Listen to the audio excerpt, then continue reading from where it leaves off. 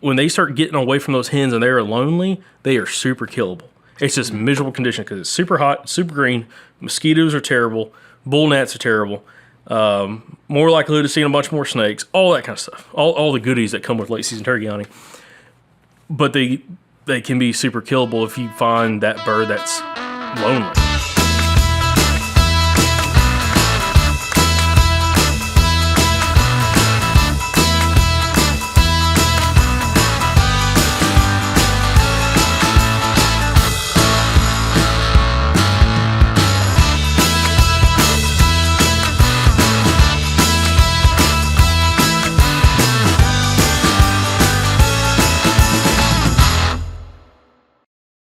All right, everybody, we got 1 week to go in Alabama's turkey season. It's been an interesting year for me and Jacob. So we're going to talk about late season turkeys today, late season turkey tactics. Jacob's got some experience in this area because you did pretty good last year. So I'm here with a very sleepy Jacob Myers. Jacob, how are you? Oh, doing great. 3 hours of sleep, it's turkey season.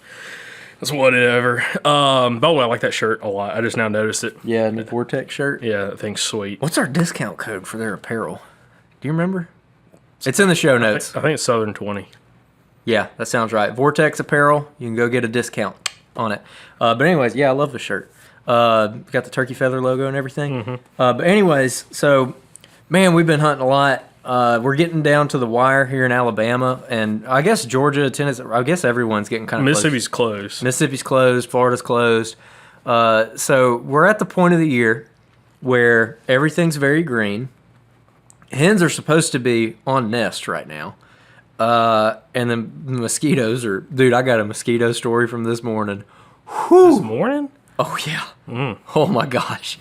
But anyways, we do have an update on getting to hunt with our friends, Sam and Blakely, a couple friends of ours. We've been trying to get them some turkeys this year, like helping them out. They've been hunting super hard, and we got one. We finally got one. So we're not going to talk too much about it today. We're going to talk about it next Thursday because we're going to have Sam and Blakely here in the studio. We're going to talk about it. It's going to be a really good time. But, man, awesome. The hunt I needed this year. I'll put it that way. It was the hunt I absolutely needed. Hard gobbling turkeys running in. Like, it was fantastic. So, yeah, finally got to watch one die this year, dude. Finally. You watched Kyle kill one? Oh, yeah. Dang, you just thrown Kyle to the curb. Dude. Look, man, I ain't slept worth it. I got it on my watch because my watch tracks my sleep. Mm-hmm. And last night I got like 3 hours and 20 minutes. It's a lot. Yeah, man. That's sleep when you're dead. Yeah, I brought Tiff with me this morning. Did you actually? Oh yeah. Oh, see, I was wondering if you actually. Oh yeah, yeah. Me and Tiff went. She had a great time. I'm sure that was great. I'm sure she enjoyed the mosquitoes too. Oh yeah. Well, actually, she actually enjoyed it. Like being out there. The mosquitoes were all mauling me. They weren't really getting her, which is usually back. You have any peppermint oil on you? Dude, I had everything. We'll talk about it. It didn't matter what we did. And we got mauled. It was terrible. But anyways, we were getting ready to go to bed last night, me and her, and I was like, "You ready to just take a nap?" Because I mean, we went to bed kind of late last night, and I was like, "Yeah, we're waking up at 3." And she was like, "What?"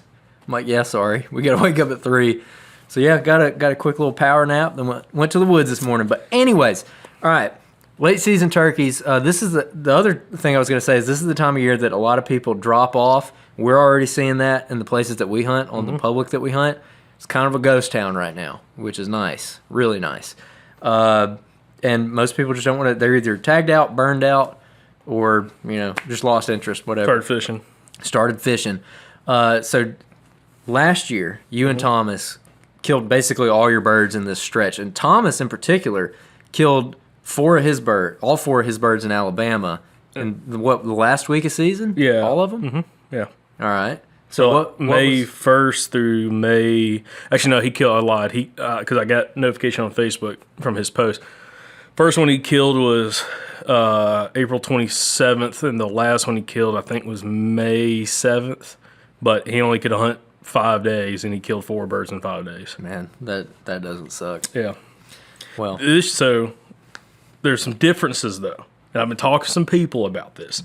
Last year, by especially late April, we had a lot more gobblers that were still that were starting to get by themselves. Like hens were going to nest, and I am not seeing that. So mid-April last year. Around April 20th, started seeing that. Started seeing gobblers come by themselves, stay on the ground longer, a little more responsive to calling, and getting into position in order to kill them. And also, they gobbled really, really good last year. Mm-hmm. This year, there are still birds there. Seeing them, bumping most of them, unfortunately. And could that have something to do with the lack of gobbling? Maybe. Yeah. Last year, see, you didn't really bump. Oh, I'm sure I bumped some last year. I don't really remember bumping a ton, but then again, it was a year ago. But they gobbled enough where, like, you could really slip in, set up, do some soft calling, and get the bird to come in. This year, it's just not doing that. Like, very little now gobbling on the limb, which makes it super tough. Even if you know there's birds there, it makes it super tough just to stay focused in the game, and that's, like, the hard part. And I've talked to other guys in Alabama that are seeing the same thing, where they're seeing gobblers still with hens, late season, like within this last week, still henned up, not gobbling a ton, gobbling a couple times on the roost. And this is some private land hunters too, not like, guys struggling with us on public, but guys hunting private land, really good private land, where the birds just seem like a couple weeks behind for some reason. Yeah. And I'm not quite sure what that is. But last year, the thing is, if you can if you're unlucky enough to kill birds early and be tagged out, at least in my experience, especially with last year, when they start getting away from those hens and they're lonely, they are super killable. It's just miserable condition because it's super hot, super green. Mosquitoes are terrible. Bull gnats are terrible. More likelihood of seeing a bunch more snakes. All that kind of stuff. All the goodies that come with late season turkey hunting. But they can be super killable if you find that bird that's lonely. The problem is we haven't found that a whole bunch. Yeah, that's the thing, man. Is like some of these birds, like the one again. We're going to talk more about it on next week's episode, but the first one that I caught up with Sam last week, mm-hmm. I mean, he didn't come running in, but he was almost running. I mean, he came in fast. Yeah. And I was like, where have you been this all season? Yep. This is so nice. And it just hadn't happened yet. And I was telling Tiffany that this morning when we were hunting. I was like, man, sometimes you go try the same turkey. Like, you go to the same area multiple days in a row and, like, just nothing's happening. And then all of a sudden, one just gobbles at you and comes straight in. And it's like I think that's kind of one of the reasons that we get so obsessive about going all the time, mm-hmm. like going before work in the morning and everything, and like running on sleep deprivation because you're worried about missing that. Because it's like Monday, Tuesday, Wednesday, he might not do it, but Thursday he might, Friday he might, Saturday he might. Yeah. You just never know what that day is going to be when he's going to break loose and just want to come walking in. Or just when it's in the area, just finally is like, it's my time to die. And it's acting like it. I mean, like, and I thought, which again we'll talk about a little next week, but like hunting on Sam and Blakely's club, which I went back down there today and hunted with Blakely. There are so many turkeys there. I mean, it feels like you're hunting in a petting zoo. Okay? But they're still, I know for a fact one that we got on last week was hen got to it before we could really get in position. Yeah. And then they just kind of all shut down by 7:30, 8 o'clock, but they'd gobbled their brains out for an hour and a half. And like this morning hunting out there, they started gobbling early. I say early. It's kind of when I was expecting them to, but I haven't heard one that early. It was 5:30. And heard the first bird, and I think we heard 5 this morning. But by 6 o'clock, 6:02, done. Like zero more gobbling rest of the morning. And it was good. The weather was great. I say great for me. Cool, or kind of cool. Wind started picking up a little bit, which was nice, but it was kind of overcast. A little bit of fog. But it makes it so hard to stay focused in some of those circumstances, because if you can hunt an area 3 or 4 days, maybe not that much, like just 2 days, and have a consistent pattern of where these birds are roosting at and where they're kind of gobbling on the ground, if you can be there that very next day in that same general area, you have a pretty good chance. And one thing that I was talking to Blakely about, and Sam was telling me this too, because me and Emmy had dinner with him last night. The birds had shifted to the west side of the property from the time we were there, mm-hmm. Where they were kind of more centrally located on the southern border of the property. Now they're all on the west side, and we heard maybe one to our east, but all of them were just stacked on the west side. And it's like they're kind of just shifting. They're kind of just rotating through.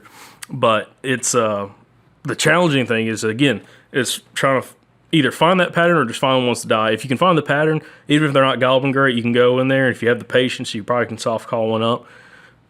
But also, I'm losing patience.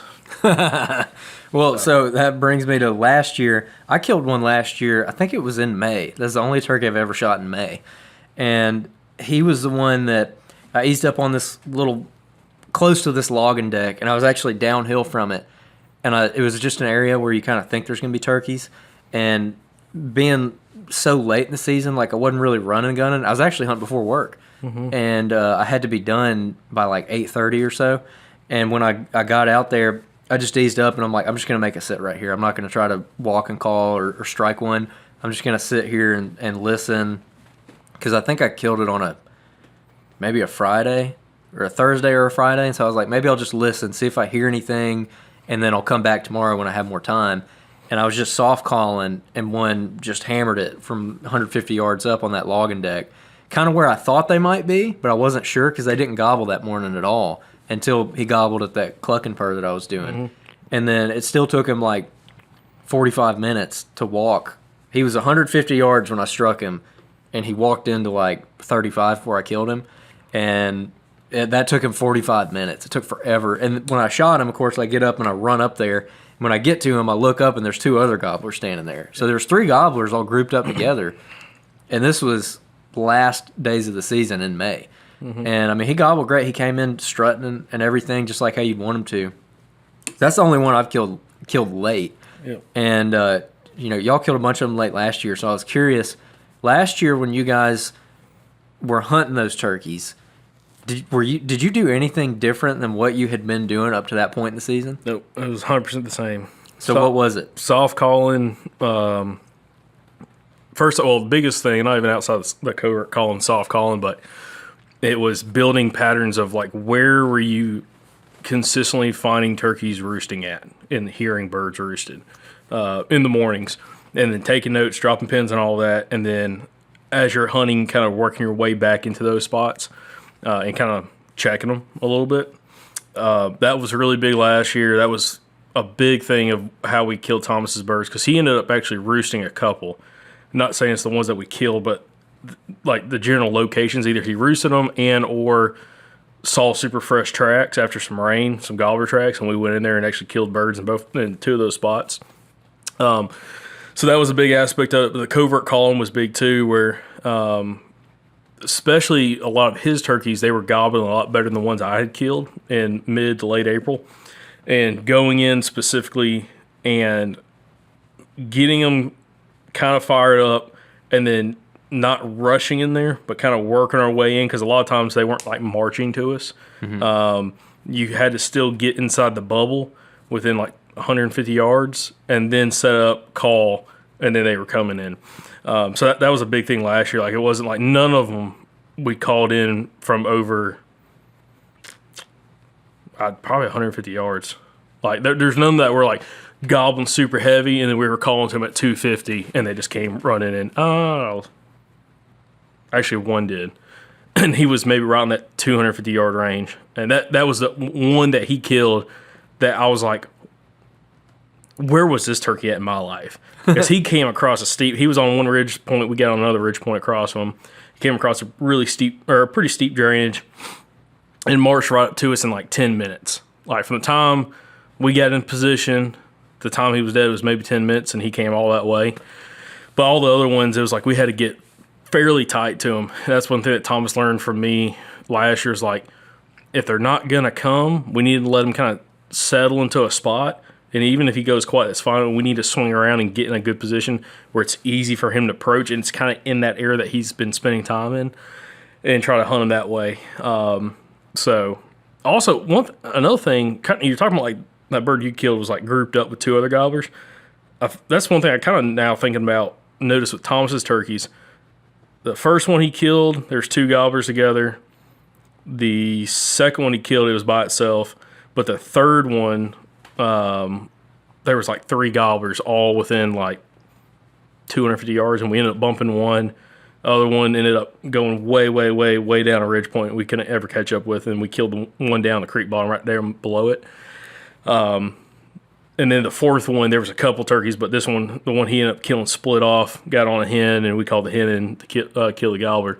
But it seemed like it almost was like early season all over again. I had somebody, it might have been Field and Stream put out a digital article talking about like late season hunting. It's kind of like a semi-repeat of early season, like gobblers kind of get back together, gobbling heavier, all that kind of stuff.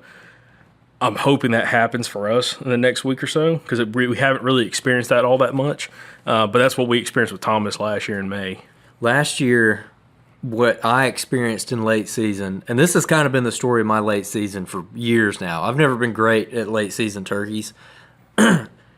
I was going out a good bit last year. Again, it wasn't always longer hunts. It was a lot before work. Mm-hmm. But I wasn't hearing that many gobbles on the roost at all, if any. Like maybe one or two, and then they'd shut up. Is that what were y'all hearing them on the roost last year when y'all killed all those? Yeah, all of them on like the roost. Gobbling good on the roost, or just like they give you one or two? Well, the first, I take that back. Thomas's first turkey, we didn't even hunt that spot, and we didn't even get into that spot until 9:30.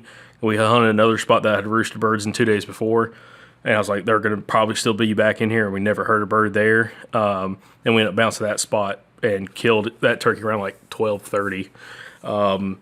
But all the other ones we heard on the roost gobbling real good. Like the second one, that was like that came running, like legit running in, gobbling his brains out. I was parked at that gate, the old honey hole spot, and he was way down the road, and that turkey just started lighting it up. And I was like, I called him, I'm like, bro, you better get here ASAP because this turkey is burning the woods down. Like I'm standing there at the truck listening, and he is just. I mean, just for 15 minutes he was doing that. What time of day? I mean, roost. I don't know. It was probably started at 5:45, something like that ish. Maybe actually probably a little bit earlier because I think we had that bird killed at 6:15 or 6:20. It probably took us 15 minutes to walk, get in position, maybe a little bit longer. But anyways, he came down there. But that one was on fire, and that was probably May. It was probably April 29th, 30th, or May 1st, that range right there. But because he's like, dude, I got like 3 hours to hunt before I got to go to work at the most. And like we had it killed early, went and got breakfast. Great hunt. The other ones gobbled pretty good on the limb. Good enough that you can keep up with them. Like, and then even when they got on the ground, they gobbled pretty good on the ground. And then they all kind of shut down, but we didn't kill them until the fourth one we killed probably 8:30. And then the third one we probably killed 10:30 maybe. So it wasn't like real fast hunts right off the roost. You know, they kind of took a while to develop. Yeah. Okay. Yeah, this morning I didn't hear any, but yesterday morning, it's like, I feel like it's so hit or miss, because when I went out yesterday morning, I heard the first gobble at 5:45, and dude, I mean, he just hammered on the roost. I mean, it was like, I heard the first gobble, I was like, oh, sweet, got one. So I'm like kind of listening, and it's within a minute, he gobbles again. So I'm like, okay. And then he gobbled again, and I'm like, then I stand up, because he's far away. So I stand up and I'm like listening more intently, and he gobbles like 2 or 3 more times, and I grab on my crap and I'm going. And I'm walking down the road trying to swing around on him, and every, I don't know, 2 or 3 minutes I'll stop and listen. Pow! I mean, he was gobbling a bunch. I would stop, and I'd be stopped for like 10 seconds, and I'd hear a gobble.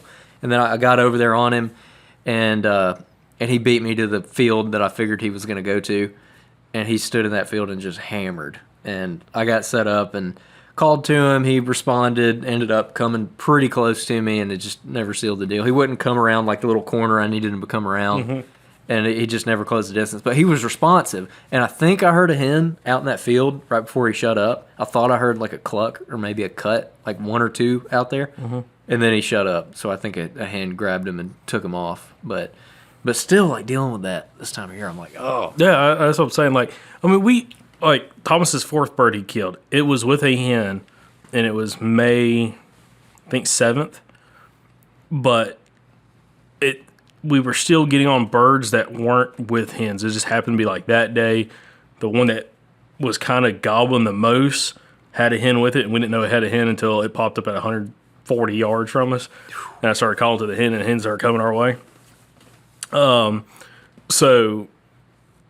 But I mean, that's the thing. It's like this year, I mean, last year they just were gobbling good. And I don't think anything's changed with the turkey population. I think it's fine. Like, I don't think it's higher or lower. There's still quite a few birds because we're still seeing them. They're just not gobbling. Yeah. And also last year, I felt like I had maybe a little bit better success striking birds last year, late season, like without having to like call super aggressive. It's like I've had zero success striking birds on any of my calls. The only thing I've got a shot gobble from was a crow call. That was still like 2 weeks ago, maybe. So it just makes it challenging. But I really do think that if you can string together some hunts, and I already know one of my mistakes I've made this year.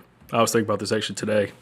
After our hunt, there's been quite a few times this year I've left birds to go hunt other birds, and then I've also super tied myself into one spot, the old honey hole spot, when I know there's like 4 or 5 other areas that I know for a fact there are gobblers there, and I haven't checked them because I was so tied into this one spot.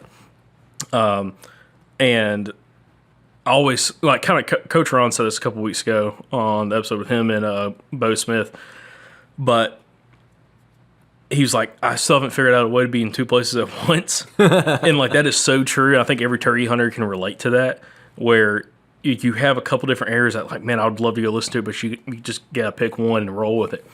And that's one thing I wish I would have done a little bit more mid-season, is bounce those some of these spots that early season we were getting on quite a few. Like, there was birds there that just weren't acting right quite yet, and just check back in on them, and to see how they did. But, I mean, we still got season left. I think that's what I'm probably going to try to do this week, is check back in a couple of spots that had birds, and they were getting hunted really, really hard by non-residents early season, but I'm sure they didn't kill very many of them in there.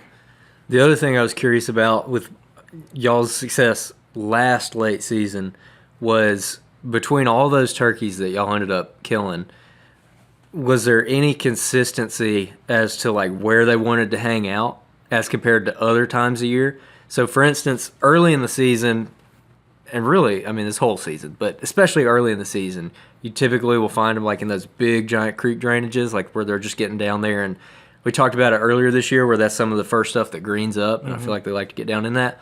And then usually you'll see a shift where they'll kind of move to some other areas. They'll start getting up on the ridges when they don't have hens. Did you guys see any consistency with where you were going to find turkeys? I mean, they were just staying up. This is all hill country. They were staying up higher on the ridge points early, and then just when it got sweltering hot, and a lot of those days by 10 o'clock on a bluebird day, it was getting like 84, 85, 86, and they were sucking down to the shade down the bottoms. And that's when like it would shut down, and like you had to either be really close, and like Thomas's third bird, you know, we got him to gobble. We didn't even know. We thought there was a gobbler down there after we bumped another one up above him. And again, that was once we struck him, he was dead in probably, again, 10 minutes maybe. And he was just down in this big creek bottom in the shade, good airflow down by the water. But we just noticed that they were staying up high for 3 hours in the morning. And then once it got too warm, they were just drifting off into the shade. And I mean, I noticed that quite a bit last season. Like, once we had higher temperatures, like they were just getting down that shade, because on the ridge tops, there's shade there, but it's not as shaded as like some of the creek bottoms. And like that's where those turkeys were like sucking down to, because it's all pines up top. It's, you know, there's some shade, but not great. All the hardwoods are down the SMZs and down the drainages, and that's where those birds would suck down into, which was great in some circumstances because you could try to work one up a ridge point. That's how Thomas killed his first one. But also, if you had enough space, you could circle around them if you knew there was one on the bottom, get around a ridge point, or get around like a bend in the creek, set up and call them right down the edge of the creek. And that's how he killed his third bird. And then all the other two were up high on the ridges. All of mine I killed last year were up high on the ridges. Like none of them were down the bottoms. So that's, again, I haven't seen that this year though. Like all the ones this year, even to this point, on that same couple pieces of public land, they're all like they're roosting up high, and they are going straight to the bottom as fast as physically possible. Like I had a hunt last week. I say last week, just a few days ago. It all runs together now. Where I went into the backside, a different access point to this one section I've been hunting it a good little bit, and there ended up being turkeys roosted 80 yards from my truck. Like I parked, I walked to like a ridge point and just kind of started listening over the creek, and there was turkeys roosted on to my left and to my right. Heard some hen yelps, and then heard wing beats on my left. Heard yelps on my right hand side, wing beats on my left hand side. I ended up going down that bottom and called in 2 hens, like 7:30, and then at like 8 o'clock I had, I think it was 7 turkeys come by. I think it was 5 hens, a jake, and a gobbler come by like 75 yards, and just could not call them close enough for a shot. But like the gobbler did not even seem to care about the hens. He was just hanging out with them. Big old swinging beard, and he was feeding. No drumming, no nothing. But there's a thunderstorm coming in. Funny story. Thunderstorm's coming in, and all those birds had worked down the creek on the other side of the creek from me. And I was trying to figure out what I was going to do because it was kind of open between me and them. I was going to try to make a loop on them, but I was like sitting there waiting to see what happened because they started, the hens started clucking kind of loud, kind of going back and forth, almost like cutting like they're about to come across the creek. And all of a sudden the thunder cracked however how many miles away, and that freaking jake started gobbling. That thunder would crack, and he just nasty gobble. And then it thunder again, he'd do it again, and he probably did it like 3 times, but the gobbler never did it, never cared. So I was like, crap. But anyways, I tried to swing on those birds and never was able to get an opportunity at them. But it was just weird, again, seeing a gobbler hang out with hens, feeding, 8:30 in the morning. He's not drumming, he's not strutting, he's not gobbling, he's not doing anything. He's just feeding. Man. Like, acting like a gelding. I mean, just like he got no testosterone. He's just hanging out. Oh, dude. Hey, that's one thing about those 2 birds I called up with Sam the other day. Neither one of them came in strutting or drumming or anything. Mm-hmm. They came in looking like really hard. Yeah. But none of them, neither one of them came in drumming or anything like that. Yeah.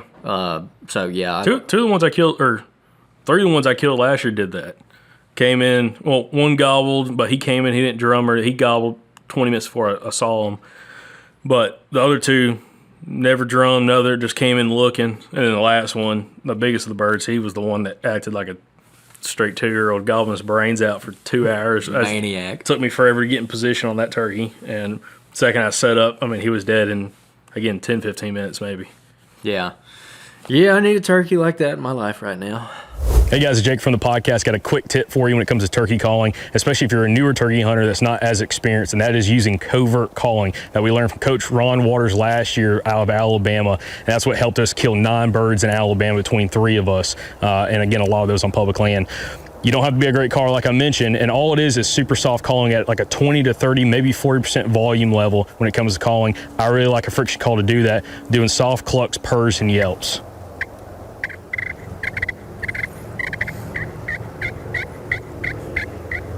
So working that in along with scratching the leaves worked extremely well for me last year, along with my brother Thomas, and then even Andrew. So again, covert calling can really work for you. It's also nice to have a call that you have a lot of control over, especially at lower volume levels. And that's where the Dixie Hen custom ceramic pot call from Houndstooth Game Calls really works out great for me. I love this call. Again, it helped me kill 8 birds in Alabama, or be part of 8 birds dying in Alabama, 4 from me and 4 from Thomas. And Andrew also killed one using the Dixie Hen custom ceramic. If you want to check it out, go to houndstoothgamecalls.com and use the code Southern25 for a discount on your order. Really love these calls, guys. I think you'll enjoy it too this spring. So it might be the off season, but we're still always thinking about whitetails. And if you're looking to get more mobile this fall and you're looking at saddle setups, the 2 most common designs you're going to see are a single panel design or a double panel design. They both have their advantages and disadvantages. A single panel design is going to be more comfortable right out of the box, while a double panel design is going to be much more adjustable and customizable to your fit. We always say on the podcast, saddles are kind of like boots. Different people are going to like different things. As a general rule of thumb, I found that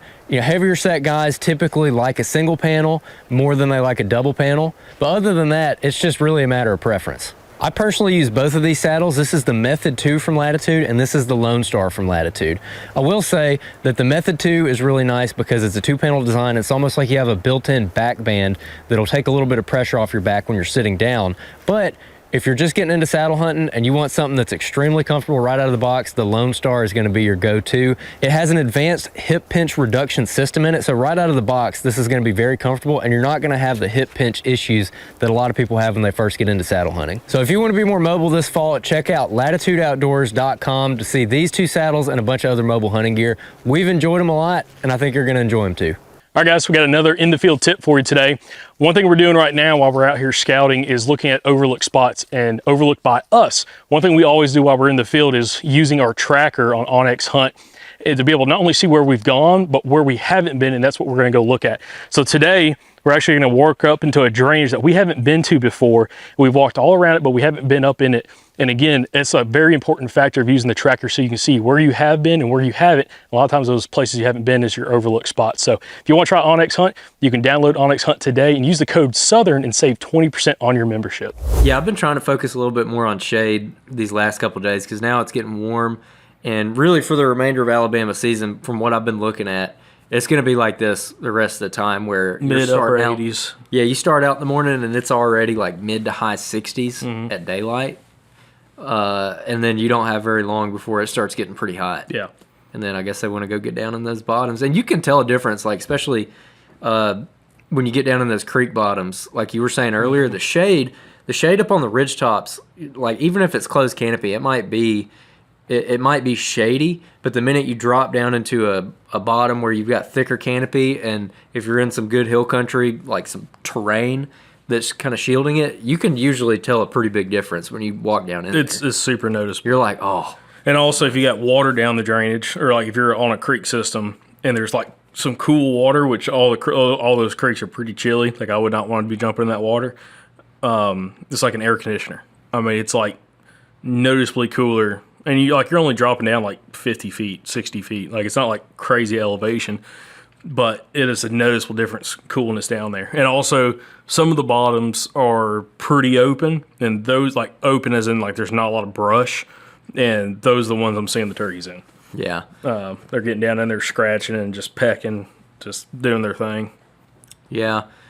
You mentioned earlier that you haven't really been striking any birds this year. I haven't either. I've been walking. I've been using a mouth call. I've been using a box call. I've been using a slate, crystal, ceramic, everything.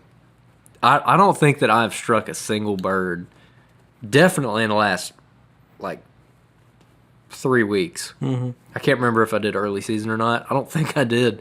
Like, it's been a weird season, man. I don't know. Yeah, but I mean, late season, I just think, first off, you can't kill them if you're not in the woods. But also, like you mentioned earlier, you never know when a switch might flip.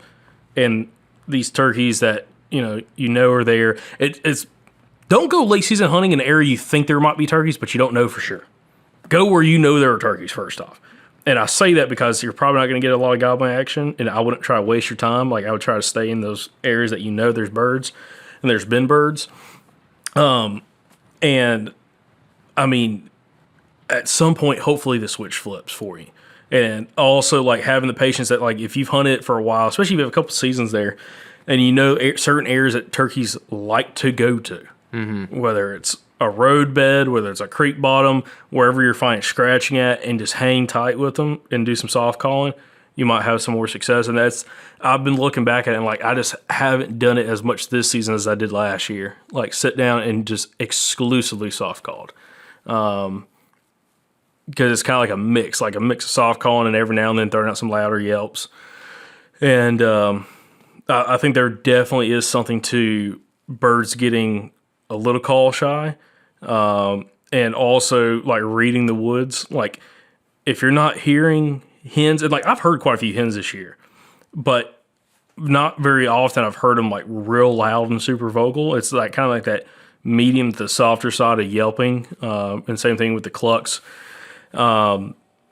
So it's like trying to mimic that. And again, a gobbler can hear that from a long ways away. It's just whether or not he's interested to like hunt. Like I was telling Blakely that today where we were hunting. I'm like, there are turkeys within earshot of us.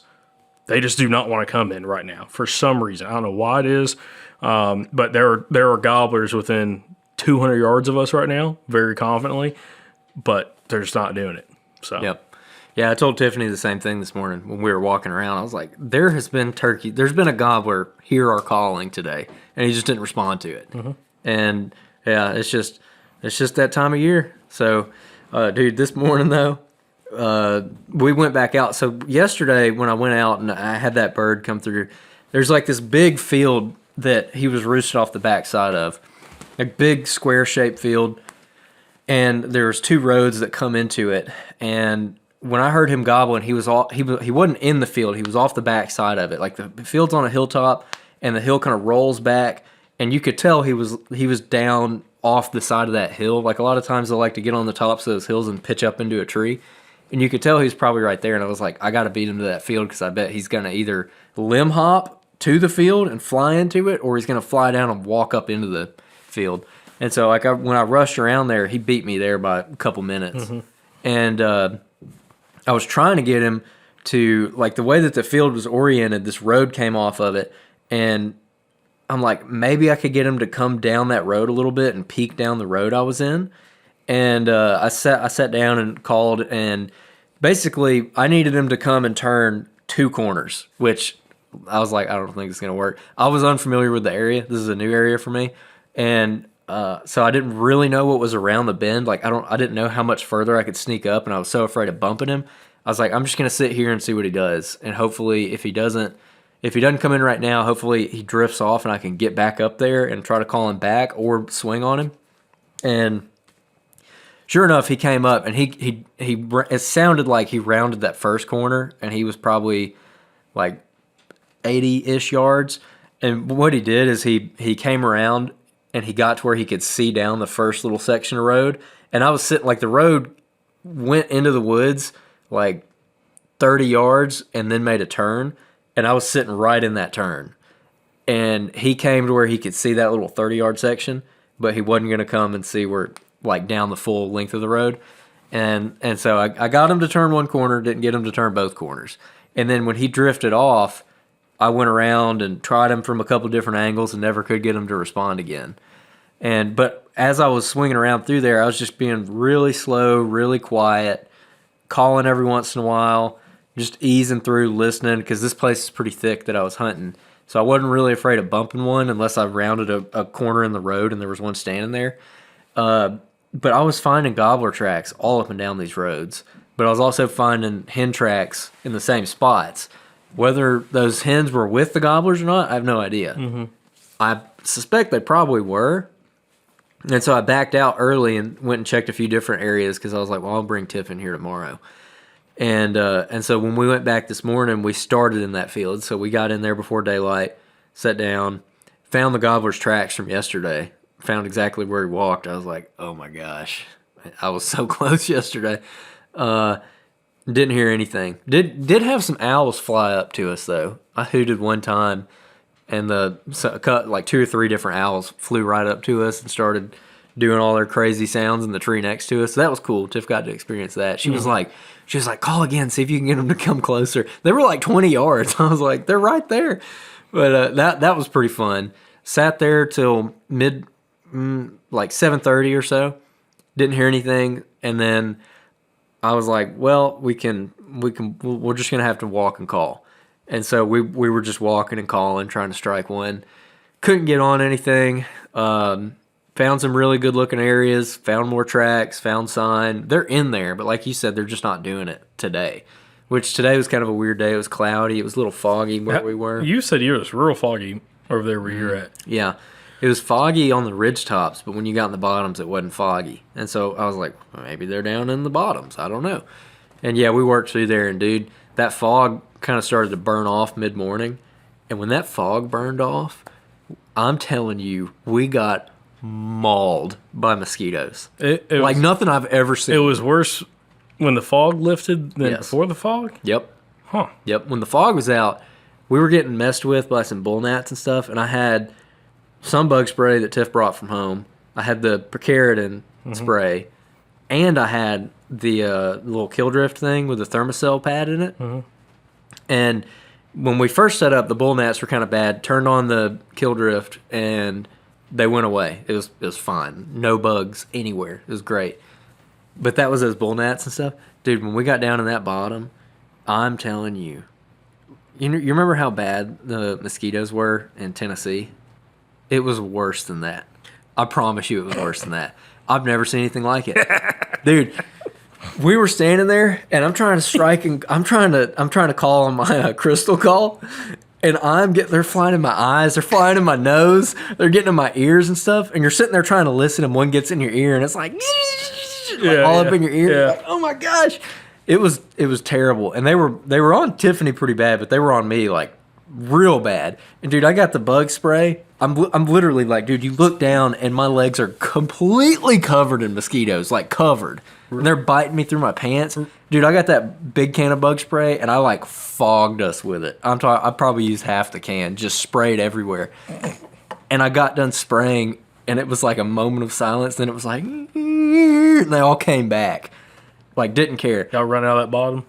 So then there's like I'm sitting here and there's like a cloud of them in front of me. Like, literally a cloud of mosquitoes in front of me. And I get the bug spray and I just hose them with it. And these things, they start dropping. And, dude, they're dropping on the ground and they're all like crawling around. Like, it looks like the ground's moving. There's so many of them.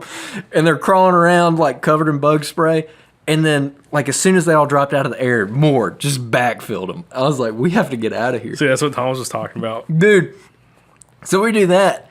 And then I get the kill drift thing back out, turn it on high, get it burning, and they still won't go away. Like, it had zero effect. The bug spray, the thermocell pad, zero effect. But it was only bad in the bottoms. Ridge tops weren't terrible. No, the ridge tops were just as bad. Oh. Yes. Oh. Yes. And so then it was like desperate. I looked at Tiff and I was like, we got to retreat. This isn't going to work. So we start moving and it's like, you didn't have to walk fast, but you're just walking and they're like following you, but they're not like on you.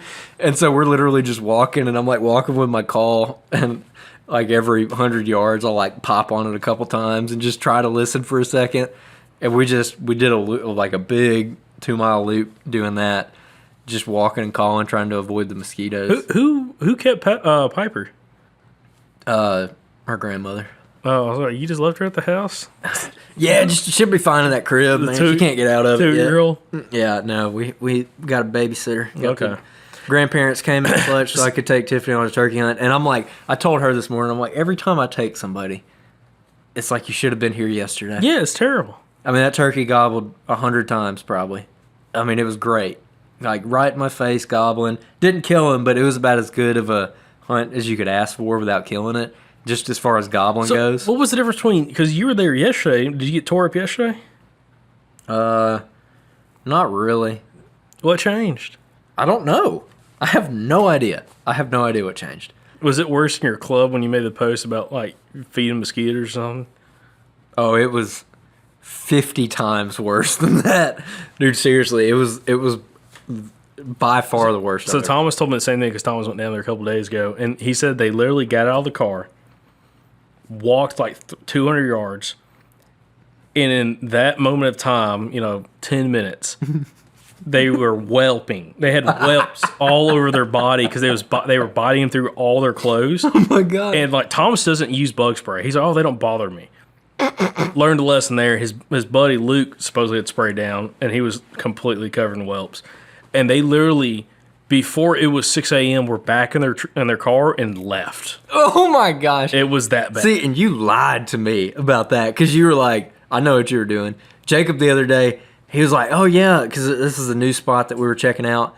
And he's like, yeah, Thomas went down there the other day, and he said he heard a couple. Now, looking back, now I just realized that Jacob was trying to bait me into going down there. It's a blood donation. So I could see if they were actually gobbling, and then report back to him. That was pretty slick. 40 chest, everybody. That's pretty slick. I'll give you credit. It was slick. Yeah, for real, Thomas was like, it's the worst. He was like, dude, this doesn't even compare to the swamps of Arkansas. He's like, in like those places, he's like, I thought that had the worst mosquitoes. He's like, this is, like you said, like multitude times worse than that. It was brutal. Yeah. And he's like, I don't know why, but he's like, there is the worst mosquitoes I've ever seen. And he told me yesterday, he's like, no wonder nobody hunts on this place. He's like, man, he's like, you can't hunt after opening week. He's like, you get carried away and, die of blood loss trying to get back to the truck. Seriously. Mosquitoes carry you off into the swamp. Oh, I mean, he's like, I'm like, what kind of mosquito? He's like, dude, the big ones, the little ones. He's like, it didn't matter. He's like, they were biting through my clothes. He's like, I looked at the back of Luke's neck, and he's like, it looked like he got shot with a paintball gun. Oh my gosh. Yeah, dude. I mean, just like whelps. Oh, yeah, mosquitoes. Gotta love them. That's when you're standing there, they're like hitting you in the back of the neck. Like or those bull gnats specifically were doing that. Where, I mean, the little kamikazes, dude, they're just like hitting you in the ears and the back of the neck. It's just obnoxious. Yeah, and Thomas was saying that not only like that was bad, but he said the like it was really bad getting bit. He's like, that was terrible. But he's like, it's not like you could even like fight through it because they were so loud in your ears. He's like, there could have been a turkey gobbling at 100 yards. He's like, I don't think we would have heard him. Like, he's like, there was that many mosquitoes. Just buzzing around, like in your ear, buzzing around, like you just could not hear anything. I wonder if they bother the turkeys that bad. That's what Thomas was asking. He's like, how do they survive? He's like, they've got to lose blood. He's like, there ain't no way. He's like, they're in a deer within 6 miles of that place. He's like, they'd be, sucked dry. Dude, I bet those mosquitoes love a good waddle. Big old soft waddles on a turkey. Like, are you kidding me? I bet they tear them up. That's what I'm like, dude. I'm like, where do the turkeys go? I mean, I guess they just deal with it. I don't know. I was wondering about it. I mean, cattle deal with it, but, you know. I was wondering about it when we were out there. I was like, I wonder if they bother the turkeys this bad, and I wonder if it pushes the turkeys into areas where there's less. Because the first area that we were in, like, kind of where we were. Mm-hmm. The first area we were in, it wasn't bad. Like, even when we got up and we turned off the kill drift and everything, it still wasn't really that bad. I mean, they would bother you, but I just pull my face mask like up over my head right here, so it's covering my ears and my nose and everything. So only my eyes are exposed, and then I'll just wipe a little bug spray right here, and that'll keep them off for the most part. And they might still bite you through your clothes. Like, I'll spray the bug spray on my shoulders, especially right here, just to keep them from biting you, like on the back of your shoulder. But it keeps them out of your ears, so they can't like get in my ears or anything. So that's not that bad. But this other area we went to, I mean, it was incredible. The one most memorable. See, people are like, "Oh, snake bite story," and all that. No, mosquito bite story. Okay. Oh God. And I was hunting in Tennessee on that velvet hunt, and I was in some timber, sitting on the ground, and I had a thermocell with me. And I swear those mosquitoes were huffing that dude. Did not care. I was waving it around me, dude. Like a magic wand. Yeah, and then, dude, you're like, they did not care. And dude, that's when I like specifically remember I was sitting up against a tree, and they were biting me so bad in the shoulders. Like when I got back to the truck, I took my shirt off, and it looked like I got shot with a pellet gun or like an airsoft gun, like all in the shoulder. Like, both shoulders were, chewed up, dude. And I'm like, yep, never again. I'm good. Forget this crap. Forget that. That's part of it. Yeah. But, that's part of the late season stuff, though. It's like mosquitoes. Like, the other place we've hunted, dude, I went down there and hunted. I was in the creek bottom. And I turned that kill drift on, had a little bit of bug spray on. Dude, not bad at all. I mean, like not bad, like, zero issues. No mosquitoes. Yeah. I did have one tick. I need to spray my stuff down with permethrin again. I had one tick a little bit too high between the legs. Pull off thank God it was a little tick, not a big one. So hopefully less chance to be able to get alpha gal and Lyme disease and everything else. But yeah. By the way, I've heard people talk about like, oh man, spray your clothes down with permethrin, it'll like deter mosquitoes. I have never had that work. No. Like just spraying your clothes, like soaking your clothes in permethrin and let them dry and everything. I've had zero effect on mosquitoes. Ticks, great. Mosquitoes, absolutely not. But I hear people talk about it on social media all the time. I'm like, y'all might have different mosquitoes that do not like permethrin, but in the deep south, it is a secondary high for them. Man, they just don't care. Yeah, So this morning when you guys hunted the club, you heard them off the roost, and then just nothing after that. The whole rest of the day, nothing. Nothing. Were you walking and striking, or what? Yes, and like set up a couple times, like slipping, not like walking fast, like slipping easy, going through there, calling, nothing. Didn't even see a turkey. Like I thought we were gonna bump one. Didn't even. I mean, we might have. I just never saw them, but like never saw a turkey, never heard a turkey, never heard a hen, nothing. So I just think they worked off the west side of the property, but I mean, dude, that place is so unbelievable, habitat wise. Like I was telling Blakely while we were walking around, I'm like, this place for deer and turkey is stupid. Like it's not. I'll be honest. Actually, as a bow hunter, it's really not that bad because there's some pretty good funnels on it and early season spots. But I'd love to bow hunt that club. dude, rifle hunting, it is literally. I've never been to South Texas. I've seen videos hunting mesquite. It is like that though. Like, because it's got all those mock oranges all over the property, and this old. So explain the club a little bit. It's like it's a bunch of different parcels, but like this one parcel is like 600 acres, and it's owned by a cattle farmer, and it's like old pasture. Like there's fences, old fence rows going through it, and there's old pasture that's kind of grown up in mock oranges, and they kind of look like an orange tree. I mean, they grow up. I don't know how tall they are, but like you can walk underneath them. A lot of them, like no problem. Like it's kind of like open, like grassy underneath. Like the grass is maybe knee high, and some of it's a little taller, but most of it's like knee high. And then there's like a bunch of brush and stuff, and like a lot thicker spots and stuff like that. Big creek system runs through the property with big hardwoods on it. A bunch of water oaks, some willow oaks. Found some chestnut oaks on it. Never saw a single American white oak. I don't know if you've seen it. Maybe on what they call Squirrel City, there might be some, but Yeah. on the other parcels or the other sections of that parcel, there's not.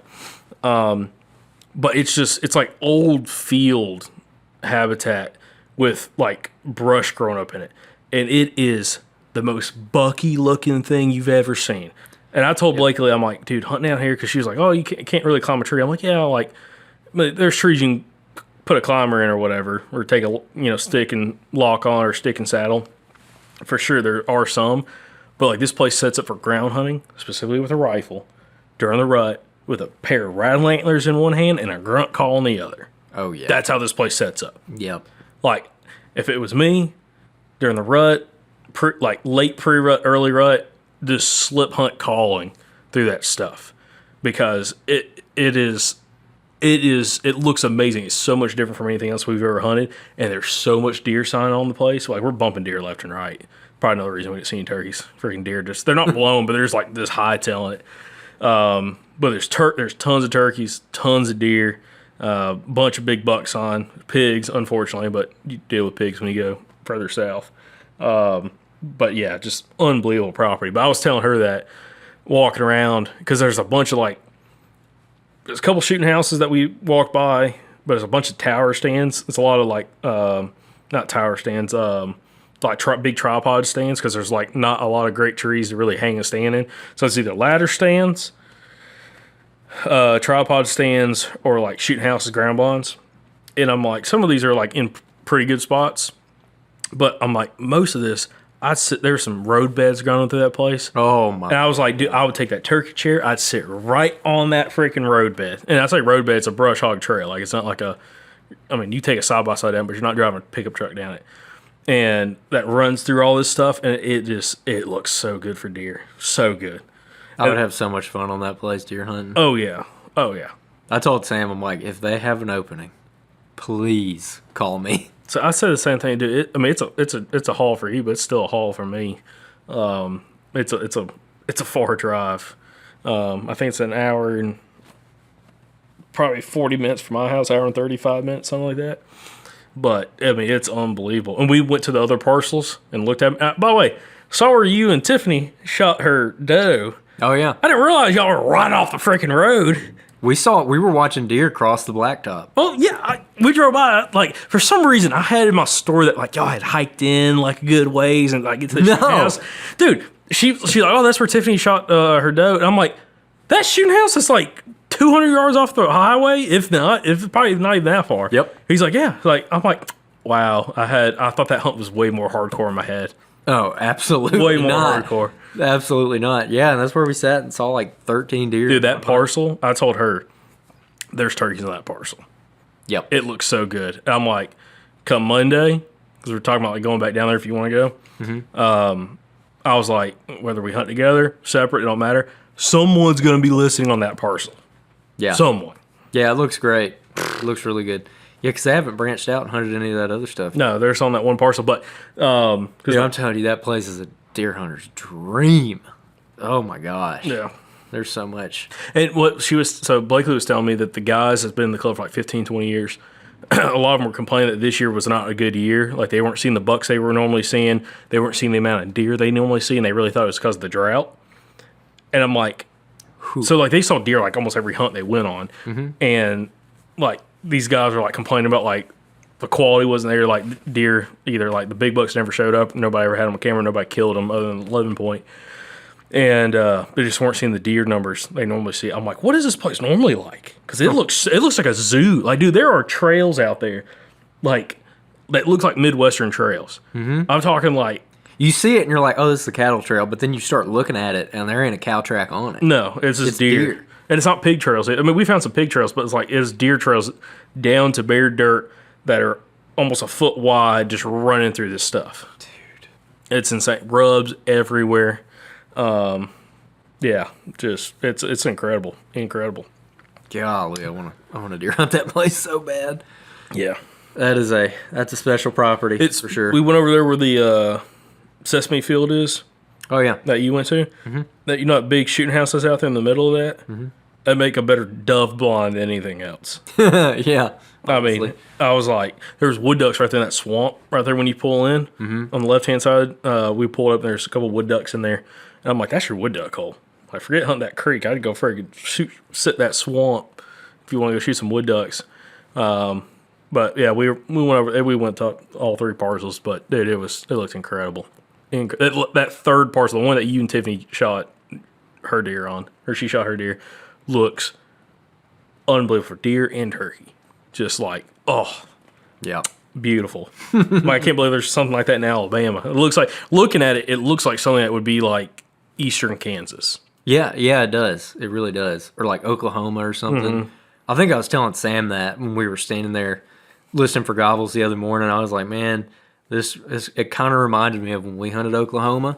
That parcel that we hunted when we were out there, it kind of reminds me of that a little bit. Yeah. Now, one thing about over where Tiffany killed her deer is you get in those wood blocks, and they're a lot of them. At least the ones that we went into are not open.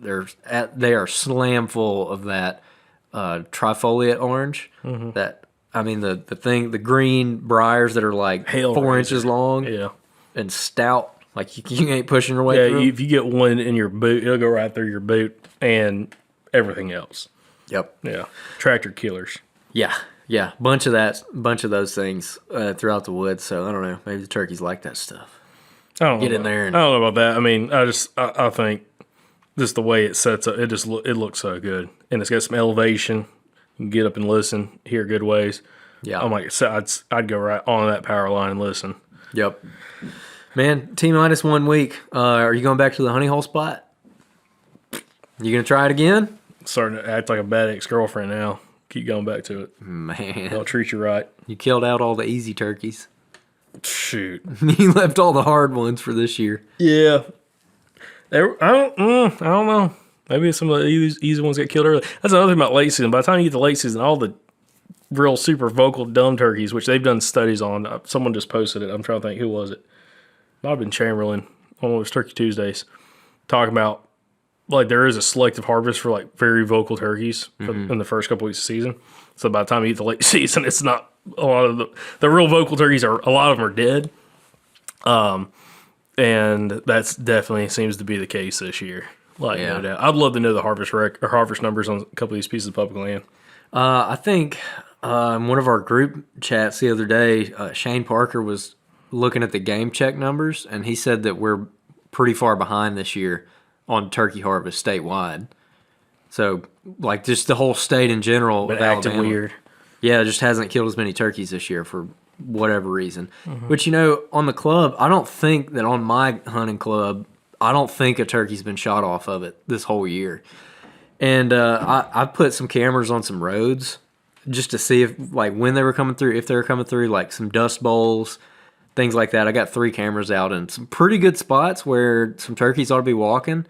And they've been out for 2, maybe 3 weeks now. And I've gotten 1 jake. I've gotten hens using those dust bowls a whole bunch. But I haven't got a single longbeard. Had 1 jake come walking through those dust bowls one day. That was it. So I don't know what the deal is. You know, last summer when I was out there scouting and everything, I didn't see any poults. And I kept my cameras out. I kind of moved my cameras around and I put them on food plot edges and things like that because I was trying to get fawns on camera, like really young fawns, to try to figure out like when the fawn drop was happening for those specific doe groups. And spots where you would typically get hens and poults on camera. And early last summer, I was getting hens on camera with no poults. Like, never saw any poults. The whole summer last year, didn't see any. And I was out there a pretty good bit, and I had a bunch of those cameras out. And last year, during season, I didn't see any jakes either. And so I was wondering what this year was going to be like. And sure enough, man, it's been super tough. Saw 1 longbeard out there this whole turkey season. And he was in a food plot with a hen like 3 weeks ago. And that's the only one I've seen so far. And then gotten those jakes on camera. I saw a bunch of jakes on public last year. I've still seen quite a few jakes this year. So, I don't know. I think it's maybe just regionally specific. Some of those big pieces of public land, I just feel like how they manage habitat is just, there's enough room to be able to spread birds out to nest, get a little bit less issue with predation. I know it's still an issue, but like your club does not set up great for poults. No. Poult survival. No, it really doesn't. And, yeah, rounding out this turkey season, once turkey season ends, I'm turning in my key, leaving that club. Hopefully this week or next week, picking up the key to the new club that I'm getting in. I'm pretty excited to get out there. I ended up looking around on the maps yesterday for like 2 or 3 hours. Like, first time I've like really, really looked at it on the map and analyzed it. And there's some stuff out there for deer, for turkeys too, but really for deer. That Have they killed any turkeys out there this year? Do you know? I don't know. I haven't asked. Not sure yet. Yeah, ask Cody. Yeah, I need to ask him. But yeah, it's just been an off year for everybody. Yep. Seems like. Well, on that note, everybody, appreciate y'all watching the podcast. Appreciate all the feedback that we've been getting for the last 2-3 months on the podcast about all these old timers we've had on the show. Interesting guests, turkey hunting guests. We've got a fantastic one on Monday that you guys are not going to want to miss. Guy out of Georgia. Had a great conversation there. And again, if you liked any of the other Monday episodes, main interviews that we've had this year, you're going to absolutely love Monday's episode. So appreciate everybody watching again. Appreciate also everybody that's been sharing podcast episodes, especially YouTube episodes, and also the audio episodes with friends and buddies and all that kind of stuff. We've seen a huge difference this spring. Definitely, y'all are playing a huge part of it, sharing it.